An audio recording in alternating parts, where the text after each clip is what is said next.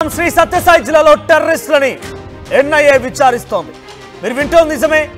మన తెలుగు రాష్ట్రాలు టెర్రరిస్టులు ఉన్నారా అంటే మనం పదే చెప్తోంది అదే.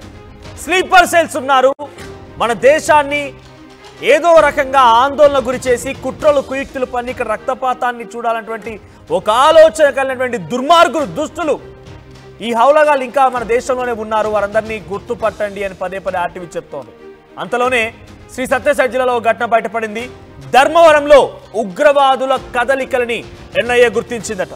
ధర్మవరం కోటా కాలనీలో నూర్ అనేటువంటి ఓ వ్యక్తి ప్రస్తుతం ఎన్ఐఏ అరెస్ట్ చేసింది. ఉగ్రవాదులతో నూర్ సత్సంబంధాలపైన కూడా ఆరా తీస్తోంది. నూర్ నివాసంలో దాదాపుగా 20 సిమ్ కార్డులతో పాటుగా కీలక ఆధారాలను కూడా ఎన్ఐఏ స్వాధీనపరుచుకుని తెలుస్తోంది.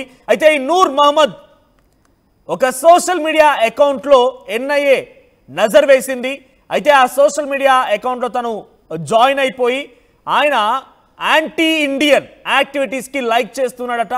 తన ఒపీనియన్ని షేర్ చేస్తున్నాడట. మొత్తం మీద యాంటీ ఇండియన్కి సంబంధించిన ప్రతి అంశాల్లో కూడా ఆ రకంగా ప్రయత్నం చేస్తున్నటువంటి యాక్టివిటీస్ని పసిగట్టింది ఎన్ఐఏ.